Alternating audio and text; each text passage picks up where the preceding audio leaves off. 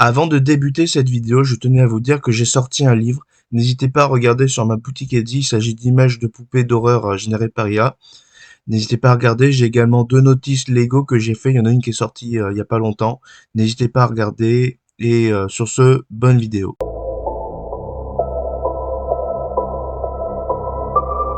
Eh bien, bonjour à tous et à toutes les Kaisers et les Kaiserines. Aujourd'hui, c'est le Kaiser suprême. On va voir les mangas que j'ai achetés au comptoir du rêve aujourd'hui. Alors, cette semaine, je suis à ma première semaine de cours à une école de manga. Donc, j'ai acheté des mangas. Alors, c'est pas la première fois que j'en achète sur cette chaîne.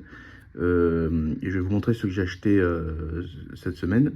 Donc, j'ai d'abord commencé par cette occasion. Donc, on a les tomes 1 et 2 de Dan Dadan. Donc, j'avais commencé à regarder l'animé. J'aime beaucoup la voix les voix dans la version de Netflix, plus que celle de Crunchyroll, mais voilà, bon, c'était pour anecdote, bon, c'est connu.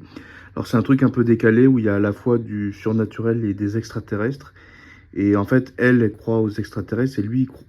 Attends, non, c'est l'inverse. Lui, il croit aux extraterrestres et elle croit Attends, putain, désolé, je suis fatigué, bah, j'ai travaillé toute la journée. Lui, il croit aux extraterrestres, elle croit à tout ce qui est démons, sorcières, trucs comme ça. Et donc, en fait, il y a un côté fantastique, hein, mais c'est un peu humoristique. Mais il y a à la fois de la science-fiction et du fantastique, c'est assez décalé, c'est assez marrant. Ensuite, on a One Punch Man. Alors, je lisais en fait quand j'étais plus jeune, mais j'ai relu le tome 1 récemment. Je les avais pas achetés. Et j'ai bien aimé, du coup, je vais continuer à lire. Voilà, bon, c'est un gars, il donne des coups de poing et il tue tout le monde, voilà. J'explique très mal parce que je suis pas à l'aise à l'oral, surtout quand je filme. Ensuite, on a un manga d'horreur, donc Méchant contre mortel. Donc, c'est apparemment, si on lit plusieurs contes, on finit par avoir une terrible malédiction. Donc, ça avait l'air sympa et je vais essayer, voilà. Et surtout, n'hésitez pas à me dire en commentaire si vous voulez que je vous fasse des reviews de ce que je lis et également de ce que j'ai lu avant même d'avoir fait des vidéos. Ensuite, j'ai été très content de les voir parce que je pensais pas que c'était si connu que ça. Je pensais pas le trouver dans cette librairie. Enfin, ça m'étonne pas non plus. C'est Mission in the Apocalypse. J'aime beaucoup la texture comme ça, papier. En fait, c'est un truc post-apocalyptique. J'avais déjà montré le tome 3. Oui, si je dis pas de bêtises, quand j'avais fait une autre vidéo. Donc en fait, c'est un truc post-apocalyptique où en fait, il y a eu une épidémie par rapport à cristalline, on va dire, où ça fait pousser des cristaux sur les gens et ils meurent. Et il y a ce personnage-là qui est résistant à la maladie, qui est une sorte de robot humain modifié, qui est en fait doit s'occuper de récupérer les corps et de les incinérer. Et en fait, on suit ses péripéties, elle essaie d'explorer pour trouver d'autres humains. Et c'est pour un truc post-apocalyptique, c'est pas du tout comme les vampires, les trucs de zombies ou trucs comme ça. C'est assez doux en tout cas pour l'instant. Et voilà, je suis content d'avoir ce nouveau tome parce que j'avais que les 3 premiers. Je sais même pas si le 4 était déjà sorti. Enfin, c'est assez récent comme série. Ensuite, j'ai eu Les Liens du Sang. Donc, j'avais lu le tome 1 il y a pas longtemps. En fait, c'est une histoire entre une mère et son fils qui est un peu malsaine. Et apparemment, c'est très bien et très réaliste. En tout cas, j'ai lu le premier tome, c'est vraiment pas mal. Et en plus, les couvertures et tout sont magnifiques, même si le thème est assez dérangeant. Et même le thème comme ça de la maternité, c'est pas un truc, quand c'est fait de manière malsaine, c'est pas un truc qui met du tout enfin, c'est pas du tout un truc qui me met. Enfin, c'est un truc qui me met très mal à l'aise, mais je voulais le voir par curiosité, ça avait l'air intéressant. Et pour l'instant, j'ai bien apprécié. Ensuite, on a en 2 tomes, on a Luke Jack et Adieu Harry. Donc Adieu Harry, en fait, c'est quelqu'un qui est mourant et donc il demande à un de ses amis de faire un documentaire sur ses derniers jours. Il y a un documentaire qui est sorti qui s'appelle... je sais plus comment ça s'appelle, mais je l'ai vu. En fait, j'ai vu un documentaire sur quelqu'un qui avait le cancer et c'est elle-même qui tournait. Je crois... je sais plus comment ça s'appelle. Je crois que ça s'appelle La Promesse. Parce qu'en fait, son frère qui filmait lui avait promis qu'il ferait un film sur elle, donc il l'a fait, je les ai rencontrés. C'est très beau et c'est un des rares trucs bien que j'ai vu au cinéma récemment intéressant, surtout que c'est français. Alors c'est un documentaire. Mais en fait, en termes de cinéma, je trouve que les Français aujourd'hui se débrouillent mieux en documentaire et surtout en animation plutôt en, en film, en prise de vue réelle. C'est vraiment des très mauvais acteurs aujourd'hui. Donc Look Back, je n'ai pas compris exactement ce que c'était, mais ça avait l'air également sympa, et puis c'était offert avec, alors autant le lire, et puis ça avait l'air également sympa, je crois que c'est un truc tranche de vie, J'avais déjà lu Hirai Yasume, mais j'avais pas lu beaucoup de trucs de tranches de vie, et j'aime bien. Ensuite, bon, un peu plus classique, le tome 21 de Berserk. Voilà, ça faisait plusieurs, peut-être au moins 1 ou 2 mois que j'avais pas lu de Berserk. J'avais envie de continuer, mais je les lis assez lentement pour vraiment bien les apprécier. Je crois, ça fait 3 ans que j'ai commencé, même si, ou 2 ans, je sais plus. Mais ensuite, on a Gantz E, donc c'est le crossover de Gantz, mais à l'époque des samouraïs.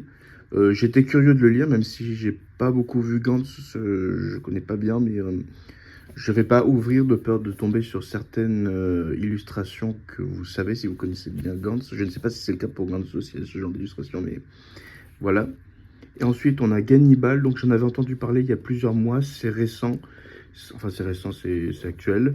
C'est une série où en fait, il y a un policier qui arrive sur une île où tout le monde est cannibale, enfin en tout cas un village cannibale.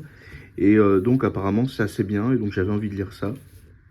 Et ensuite, en dernier, un peu plus classique, on a Made in Abyss, donc le tome 6. J'aime bien en termes d'univers, c'est génial. Et par contre, aujourd'hui, j'ai appris un truc hyper malsain sur l'auteur. Mais ça reste quand même une série intéressante. Mais je cautionne pas du tout si c'est vrai ce qu'on dit sur l'auteur, si c'est vrai. Puis j'attends qu'il y ait des vraies preuves. Mais en tout cas, il y a des trucs qui me mettent très mal à l'aise. Je vais pas ouvrir, mais quand on ouvre souvent les doubles couvertures comme ça, il y a souvent des images un peu malsaines. Mais comme j'ai pas de preuves contre l'auteur par rapport aux accusations, je veux pas. Et même de toute façon, en termes de musique, j'écoute du Martial Industrial. Alors en termes d'idées politiques, des fois je trouve des trucs des fois extrêmement malsains, mais c'est quand même intéressant. Ensuite, je vais vous montrer d'autres trucs que j'ai l'habitude de. Enfin, j'ai acheté 3 films de Kurosawa. Alors, pour moi, il y a 2 grands. Lui, je l'avais vu, mais je l'avais vu en fait sur YouTube. Du coup, c'était pas terrible en termes de qualité. Mais en fait, c'est un réalisateur. Ça date des années fin des années 60. Enfin, en tout cas, à peu près des années 60. Et c'est un des meilleurs réalisateurs qui existe pour moi. En termes de réalisation, je parle pas d'imagination ou de sujet ou trucs comme ça. En termes de réalisation, les 2 meilleurs réalisateurs pour moi, c'est Hitchcock et Kurosawa. Et j'avais vraiment envie. En plus, j'avais pas vu tous ces films et du coup, j'avais envie de. Celui-là, par exemple, le tatouage, je ne l'ai jamais vu. Et j'avais envie de revoir et de les avoir en DVD pour vraiment avoir ça dans ma DVD tech. Et parce que c'est vraiment. Tout le monde parle d'Hitchcock et a raison parce que c'est un grand auteur, mais Kurosawa aussi, il est vraiment bien. Il y a aussi tous les trucs de la nouvelle vague qui sont pas mal, mais pour moi, ceux que j'apprécie le plus, que je trouve les 2 meilleurs, c'est Kurosawa qui est japonais, et Hitchcock. Mais Hitchcock, je connais depuis plus longtemps, évidemment, parce que c'est un peu plus connu, ma mère était fan. Je vais vous montrer 2 3 trucs que j'ai l'habitude d'acheter. Ça, c'est des snacks, donc il y a la marque Octopus, il y a une autre marque avec un pirate. En fait, c'est en Sibérie, ils ont l'habitude de racler le poisson et de le saler et de le manger comme ça après l'avoir fait sécher. Et du coup, ça existe en snack. On peut acheter ça. Il y a une épicerie, enfin, il y a 2 épiceries russes à Toulouse, ça appartient au même propriétaire. Et j'ai l'habitude d'aller à la Cristal, qui est en fait pas loin de la statue de Jeanne d'Arc, pour ceux qui connaissent. Et je trouve ça vraiment très bon. Et puis ça change des bonbons qui sont saturés en sucre. Et j'aime bien, et puis c'est un peu plus sain. Un autre truc que j'aime bien, alors il y a plusieurs marques, mais celle-ci c'est celle que je préfère. C'est des barres de graines de tournesol. Alors en Europe de l'Est, ils aiment beaucoup. Je connais des gens qui sont d'Europe de l'Est, ils ont l'habitude de manger des graines, des trucs comme ça. Mais là, ça existe en barre à manger. Et ça, c'est très bon, c'est celle au tournesol. J'aime beaucoup cette marque. Alors, je ne saurais pas dire le nom de la marque, mais je la reconnais avec le tournesol et le côté un peu transparent blanc. J'aime beaucoup cette marque. Et j'ai acheté pour ma famille des chocopailles. Alors, chocopaille, en fait, c'est un chocolat où en fait, il y a une sorte de gâteau dedans et au milieu, il y a de la guimauve. Et cette version, dans la plupart des cas, la version classique, il y a juste la guimauve. Il y a un peu de cerise dedans, donc du coup, j'avais envie de changer. J'en avais pris la dernière fois que j'étais allé à Toulouse pour ma famille, mais le problème, c'est que le truc s'est mis à casser, du coup, voilà, je les ai perdus, et voilà. Mais voilà, j'avais envie de changer de saveur, et je me suis dit que ça leur ferait plaisir.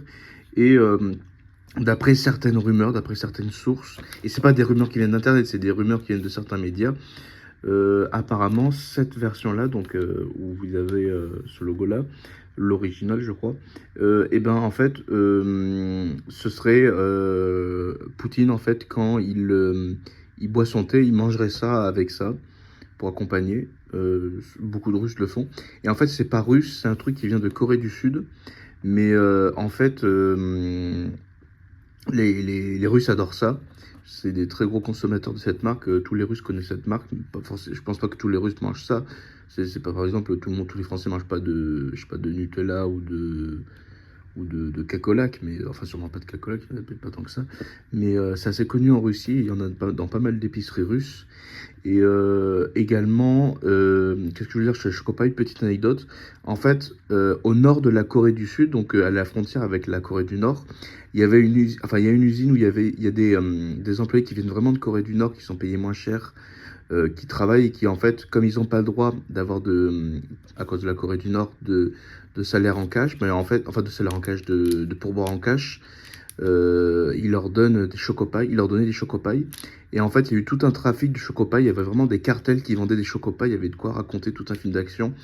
Et en fait, ça a été interdit. Et du coup, le chocopaille, c'est à la fois un symbole, enfin entre guillemets un symbole du pouvoir russe actuel, mais c'est aussi un symbole de la résistance en Corée du Nord. Donc, et puis surtout, c'est très bon. C'est du chocolat, gâteau guimauve. Moi, j'aime beaucoup. Et sur ce, je vais vous dire au revoir. J'espère que ça vous aura plu. Je dirais que parmi ceux que j'ai achetés, celui que je suis le plus content d'acheter, je ne sais pas parce qu'en fait la plupart, enfin certains, je n'ai pas du tout lu, du coup je ne vais pas vous dire. Mais je suis très content d'être retombé sur Mission The Apocalypse. C'est très charmant comme série et je ne m'attendais pas à le trouver. Et sur ce, je vous dis au revoir.